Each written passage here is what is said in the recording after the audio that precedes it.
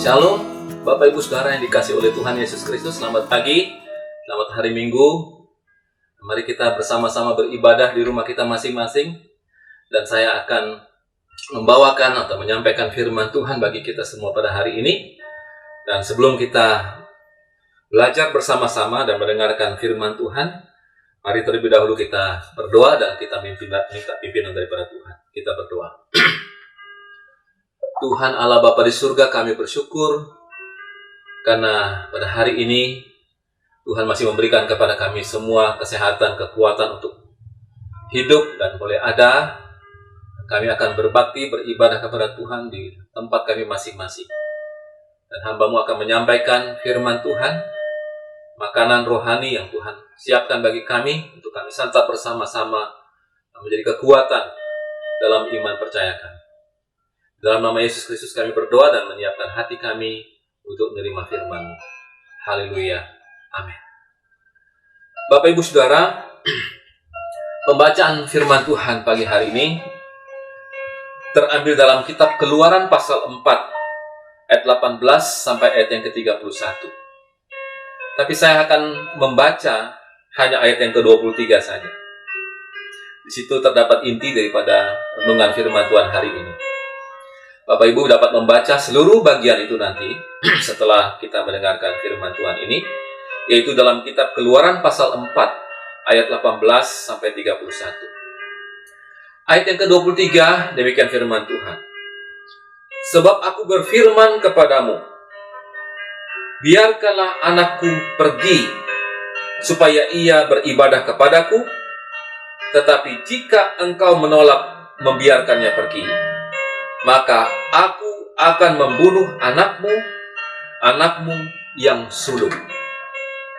Bapak Ibu Saudara yang dikasihi oleh Tuhan Yesus Kristus, tema dari firman Tuhan pada pagi hari ini yaitu arti ibadah yang sesungguhnya. Bapak Ibu Saudara yang dikasihi oleh Tuhan Yesus Kristus, apakah arti dari ibadah yang sesungguhnya? Bagian firman Tuhan hari ini mengisahkan tentang bagaimana Tuhan memanggil Nabi Musa untuk kembali ke Mesir setelah ia melarikan diri dari Mesir karena membunuh orang Mesir itu. Bapak Ibu Saudara, dalam kisah ini kita temukan bahwa Allah ingin agar umat Israel meninggalkan Mesir dan pergi beribadah kepada Tuhan. Bapak Ibu Saudara, sebagai orang Kristen, apa yang kita ketahui tentang kata beribadah itu? Selama ini kita selalu mengatakan, ayo mari kita pergi beribadah. Persepsi atau pendapat kita bahwa kebaktian, sembahyang ke gereja, atau persekutuan yang kita ikuti, itulah yang disebut dengan ibadah. Bapak Ibu Saudara, pengertian dari kata ibadah itu sendiri dalam etimologi bahasa Indonesia adalah suatu perbuatan atau pernyataan sikap terhadap Tuhan yang didasari oleh peraturan-peraturan agama. Bapak Ibu Saudara, apakah ibadah itu sama dengan pengertian ke gereja saja? Lalu apakah kalau kita sudah ke gereja pada hari Minggu, itu berarti kita sudah melakukan ibadah kita? Saudara, jemaat Tuhan yang dikasihi oleh Tuhan Yesus Kristus, apakah arti sesungguhnya daripada ibadah yang kita lakukan? Di dalam nats kita tadi, di ayat yang ke-23 jelas, Tuhan berbicara kepada Musa agar umat Israel itu dibebaskan dari perbudakan Mesir dan dibawa keluar dari Mesir itu untuk datang beribadah hanya kepada Tuhan. Bapak Ibu Saudara, kita melihat dalam nats kita, Keluaran pasal 4, 18-31, bagaimana Allah begitu tegas kepada Musa, agar Musa menyampaikan maksud Allah itu kepada Firaun. Bapak Ibu Saudara, apakah selama umat Israel dalam perbudakan mereka dibatasi untuk beribadah kepada Tuhan? Saya kira dan saya yakin tentu mereka sangat dibatasi. Karena status mereka di Mesir adalah sebagai budak Dan tentunya mereka tidak bisa semaunya, sebebas-bebasnya hidup di negeri Mesir ketika itu. Itu sebabnya Bapak Ibu Saudara, mengapa Tuhan menyuruh Nabi Musa kembali ke Mesir untuk membebaskan umatnya, yaitu umat Israel. Agar apa? Supaya mereka merdeka dan dapat beribadah kepada Tuhan dengan leluasa. Bapak Ibu Saudara, pengertian kata ibadah sesungguhnya adalah suatu situasi, ya, suatu situasi di dalam hati setiap orang. Situasi di lingkungan orang yang sedang bersekutu beribadah kepada Tuhan, di mana situasi itu terungkap rasa takut, rasa hormat, serta rasa syukur kepada Tuhan. Di dalam ibadah itu harus ada puji-pujian kepada Tuhan, mengagungkan nama Tuhan. Harus ada penyembahan, hati yang menyembah kepada Tuhan. Harus ada sukacita yang terasa dalam lingkungan, dalam persekutuan, dalam ibadah, dalam hati orang yang beribadah kepada Tuhan. Mengapa demikian Bapak Ibu Saudara? Karena Allah telah mengasihi kita. Karena Allah telah memelihara dan menyelamatkan kita. Itu yang menjadi dasar mengapa kita beribadah, mengapa kita takut kepada Allah, mengapa kita hormat kepada Allah, mengapa kita memuji, memuja, dan menyembah Tuhan dalam ibadah kita. Firman Tuhan di dalam kitab Yesaya pasal 32 ayat 17 berkata, di mana ada kebenaran, di situ ada tumbuh. Di mana ada kebenaran, di situ akan tumbuh damai sejahtera. Dan akibat kebenaran ialah ketenangan dan ketentraman untuk selama-lamanya. Di dalam sebuah ibadah, persekutuan kita dengan Tuhan, dikatakan akan tumbuh damai sejahtera. Ibadah kita mendatangkan ketentraman dan ketenangan untuk selama-lamanya. Bapak Ibu Saudara, siapa yang dapat membenarkan manusia yang penuh dengan dosa ini? Satu-satunya yang benar dan dapat membenarkan manusia hanya Yesus Kristus Tuhan. 1 Korintus pasal 1 ayat 30 katakan di sana, Allah membenarkan dan menguduskan dan menebus kita oleh pengorbanan darah Yesus Kristus. Galatia pasal 2 ayat 16 berkata, Allah membenarkan kita karena iman kita kepada Yesus Kristus, bukan karena kita melakukan hukum Taurat.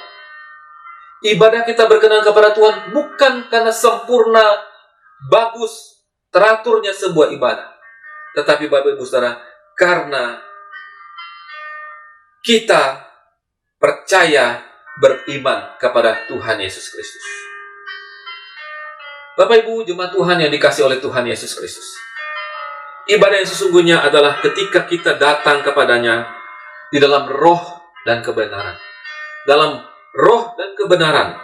Roh kita, roh manusiawi kita, dalam kebenaran kita, yaitu kebenaran dalam Tuhan Yesus Kristus. Dengan demikian Bapak Ibu Saudara, kalau kita datang dalam ibadah dalam roh dan kebenaran, maka hadirat Tuhan akan hadir. Kita akan merasakan hadirat Tuhan. Kita menjadi semakin mengenal apa yang dikehendaki Tuhan di dalam hidup kita. Dan kita semakin dekat, makin serupa, bahkan makin segambar dengan anaknya, yaitu Tuhan Yesus Kristus. Bapak Ibu Saudara yang dikasihi oleh Tuhan Yesus Kristus, ada berbagai ibadah yang kita kenal selama ini. Kita kenal ibadah sekolah minggu, kita kenal ibadah pemuda, kita kenal ibadah persekutuan doa, kita kenal ada ibadah di retreat, seminar, Paskah, Natal, bahkan juga KKR. Dan semuanya itu dapat dilakukan di mana saja dengan catatan memenuhi unsur-unsur sebuah ibadah yang benar di hadapan Tuhan. Bapak Ibu Saudara, hari-hari ini kita sudah tidak dapat berkumpul ke gereja sebagaimana biasanya. Tetapi ibadah kita tetap kita laksanakan dalam kesendirian kita, dalam keluarga, dalam rumah tangga kita masing-masing. Boleh jadi bahwa Tuhan mau mengingatkan kita bahwa persekutuan itu memang penting. Tetapi persekutuan dengan Tuhan di rumah masing-masing dengan keluarga kita tidak mengurangi sedikit pun iman kita kepada Tuhan.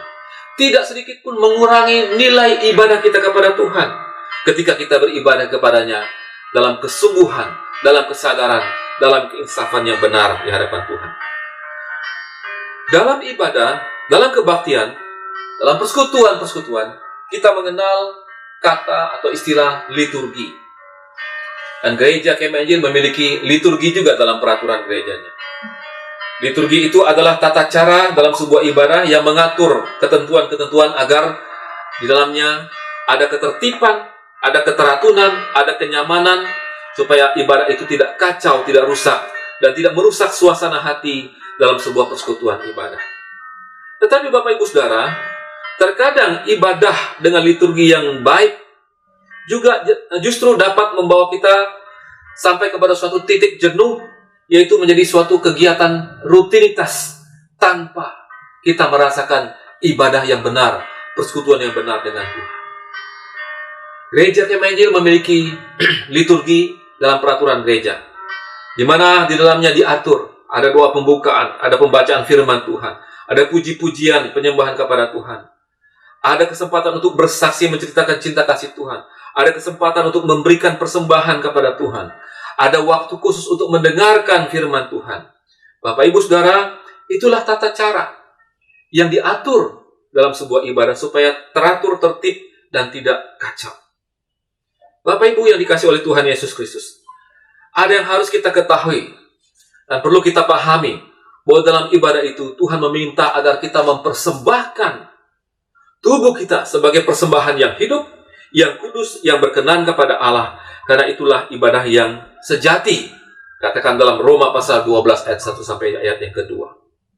Bapak Ibu Saudara, ibadah yang dimaksudkan adalah ibadah yang dirasakan oleh masing-masing pribadi orang percaya ketika timbul rasa keinginan yang tulus untuk menyenangkan hati Allah, untuk mengasihi Allah. Karena apa? Karena Allah terlebih dahulu telah mengasihi kita yang berdosa. Maka kita memiliki suatu keinginan untuk mengasihi, untuk menyenangkan hati Tuhan dalam ibadah kita. Harus timbul rasa keinginan untuk hidup kudus, hidup benar, hidup berkenan di hadapan Tuhan. Dalam ibadah kita harus timbul rasa keinginan untuk menyembah, memuji, mentaati, melakukan pekerjaan yang baik, dan menolak dan membenci segala perbuatan yang jahat. Bapak Ibu, apalah artinya sebuah ibadah kalau ketiga hal ini tidak kita lakukan dan tidak ada di dalam hati kita? Kita tidak punya hati yang sungguh, yang tulus untuk menyenangkan, mengasihi, dan memuji Tuhan. Kita tidak punya keinginan untuk hidup kudus, hidup benar di hadapan Tuhan. Kita tidak punya keinginan untuk menyembah, memuji, mentaati, dan melakukan yang baik di hadapan Tuhan. Maka ibadah itu akan menjadi sia-sia, Bapak Ibu Saudara. Di dalam perjanjian lama, jelas dalam nats kita bahwa Tuhan semesta alam, yaitu Allah yang disembah oleh leluhur manusia, yaitu Abraham, Ishak, dan Yakub. Allah itu menghendaki agar umat pilihannya, umat Israel yang dikatakan anak sulung, keluar dari Mesir dan datang beribadah hanya kepadanya. Dalam masa perjanjian baru, kita ketahui bersama bahwa Yesus telah menggenapi seluruh hukum Taurat dan kitab para nabi. Kita juga tetap dituntut hari ini untuk terus tetap beribadah kepada Tuhan dengan tujuan, dengan cara yang benar, sebagaimana yang Tuhan kehendaki dalam sebuah ibadah yang benar. Sebelum umat Israel keluar dari Mesir, ada perintah Allah yang disampaikan melalui Nabi Musa yang sangat keras. Apa itu? Musa menyampaikan kepada umat Israel untuk menyembelih anak domba Paskah. Darahnya dioleskan kepada ambang dan tiang pintu. Dan itu semua ditaati oleh umat Israel. Bila saja mereka tidak mentaatinya, maka mereka juga akan mengalami kematian atau mengalami maut, karena malaikat maut jalan pada malam hari itu. Bapak Ibu yang dikasih oleh Tuhan Yesus Kristus, jika mereka terus menjadi budak di Israel, saya yakin semakin lama umat Israel itu semakin jauh dari Tuhan dan akhirnya tidak lagi beribadah kepada Tuhan. Bapak Ibu Saudara yang dikasih oleh Tuhan Yesus Kristus, mari kita sama-sama merenungkan.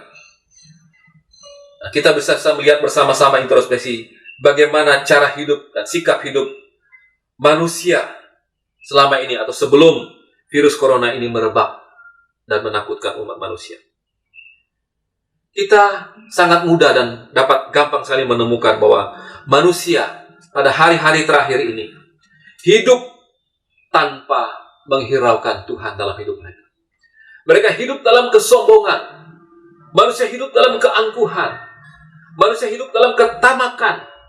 Manusia hidup dalam kesibukan yang tidak terbatas, sehingga tidak ada lagi waktu untuk beribadah kepada Tuhan. Bapak Ibu Saudara, kalau bicara soal ibadah, banyak sekali alasan yang keluar dari mulut kita. Alasan kita bermacam-macam untuk menghindari atau tidak mengikuti ibadah kita. Jemaat Tuhan yang saya kasih dalam Tuhan Yesus Kristus, sekarang kita bisa melihat bahwa kesibukan yang dulu dibuat dan dijadikan alasan untuk berdalih lumpuh hari-hari ini. Event-event besar olahraga yang sudah direncanakan dengan biaya yang besar di belahan-belahan dunia dibatalkan hari-hari ini. Berhala mamon, berhala cinta akan uang, perekonomian ambruk dan terhenti hari-hari ini. Pekerjaan yang menjadi berhala, alasan untuk tidak beribadah kepada Tuhan, terhenti. Pergaulan yang melampaui batas, terhenti hari-hari ini. Keinginan manusia untuk mencari dan mengejar ilmu pengetahuan di sekolah-sekolah maupun di sekolah perguruan tinggi, terhenti, ditutup juga hari ini. Walaupun masih bisa dilanjutkan dengan kuliah atau sekolah jarak jauh. Yang biasa makan, minum di luar, di restoran, di mal, bersenang-senang, berfoya-foya, dihentikan hari ini. Yang memberhalakan pesta pora, dilarang, bahkan diusir oleh aparat pada hari-hari ini. Yang hobinya memberhalakan jalan-jalan, shopping, happy-happy, liburan, terhenti karena adanya penutupan wilayah, penutupan daerah, dan sebagainya. Bapak Ibu, orang yang memberhalakan kecantikan, kegantengan yang selalu ke salon, ke sauna, refleksi, ditutup hari-hari ini karena ada virus yang mengancam kehidupan umat manusia. Yang memberhalakan pelayanan gereja, maksud saya ada orang yang membanggakan pelayanannya dan gereja gedungnya yang mewah, hari ini juga tidak ada gunanya karena ditutup, tidak diizinkan untuk berhimpun dan berkumpul ramai-ramai.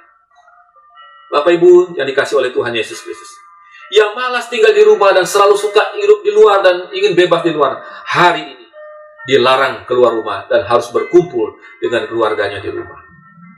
Bapak Ibu Saudara yang dikasih oleh Tuhan Yesus Kristus, tidak ada masalah, tidak ada persoalan di luar pengetahuan Tuhan. Apa yang kita alami sekarang adalah pasti semuanya atas izin Tuhan. Bertobatlah, kembalilah kepada Tuhan. Jangan memberhalakan segala macam kesenangan daging dan kesenangan-kesenangan duniawi. Dan jangan lagi tidak menghormati Tuhan dengan alasan-alasan yang dibuat-buat. Mari kita bertobat. Beribadah kepada Tuhan dengan setia dan teratur. Dan setialah kepada janji dan firman Tuhan dalam hidup kita. Hidup manusia hari-hari ini persis sama dengan apa yang dialami umat manusia pada zaman Menara Babel. Kesombongan, kehebatan mereka untuk membuat jembatan menemukan Tuhan diruntuhkan, dihentikan oleh Allah seketika. Manusia berpikir bahwa dia sanggup hidup tanpa harus beribadah, tanpa harus takut kepada Tuhan. Kebebasan atas dasar hak asasi manusia selalu menjadi dasar manusia untuk melakukan apa saja yang dia kehendaki. Hari-hari ini, Bapak Ibu Saudara, orang-orang sombong, para ahli, orang-orang kaya raya tidak lagi bisa melakukan aktivitas mereka karena terancam oleh penyebaran virus yang kecil yang tidak bisa dilihat dengan kasat mata. Hanya ada dua kata yang Tuhan mau dari kita. Mari kita menyadari hidup kita bahwa kita selama ini sudah semakin jauh dari Tuhan. Tuhan menyuruh umat manusia untuk bersekutu bersama dengan keluarga rumah tangga mereka masing-masing. Harus punya waktu beribadah kepada Tuhan secara pribadi. Berdoa, tidak hanya untuk keselamatan kehidupan nyawa yang ada sementara ini, tetapi mari kita mengingat dan berpikir tentang keselamatan jiwa, keselamatan rohani yang hanya dapat kita peroleh ketika kita memiliki hubungan dengan Tuhan. Ibadah yang intens, ibadah yang teratur, ibadah yang tulus, ibadah yang benar di hadapan Tuhan. Bukan suatu ibadah yang penuh dengan kepura-puraan, kemunafikan, dan kesombongan belaka. Bapak Ibu Saudara, inilah bagian firman Tuhan yang saya sampaikan bagi kita pada hari ini. Hari lagi tetap beribadah kepada Tuhan dimanapun kita berada. Ambil waktu, baca firman Tuhan, renungkan firman Tuhan. Ambil waktu, memuji-muji Tuhan, menyembah Tuhan di dalam kesendirian kita, dalam keluarga kita. Tuhan berkenan dan Tuhan hadir. Hari lagi, ibadah orang benar mengundang Allah hadir. Kita merasakan hadirat Allah dan Tuhan menguatkan kita, menolong kita, memelihara kita, baik secara jasmani, secara rohani, sampai hari kedatangan yang kedua kali. Demikian firman Tuhan, mari kita berdoa. Bapa di surga, kami bersyukur buat firman Tuhan yang sudah kami dengarkan pada hari ini. Tuhan, jadikan ini kekuatan bagi tubuh kami, bagi rohani jiwa kami, bahwa kami tidak perlu kecewa dan merasa kecil ketika kami hanya beribadah dalam kesendirian kami di hadapan Tuhan. Terpujilah Tuhan, hamba-Mu terbatas untuk menyampaikan, tetapi kami yakin dan percaya kuasa Allah yaitu Roh Kudus menyadarkan setiap orang yang membaca dan merenungkan firman Tuhan untuk hidup dalam ibadah yang benar di hadapan Tuhan. Dalam nama Yesus kami berdoa. Haleluya. Amin.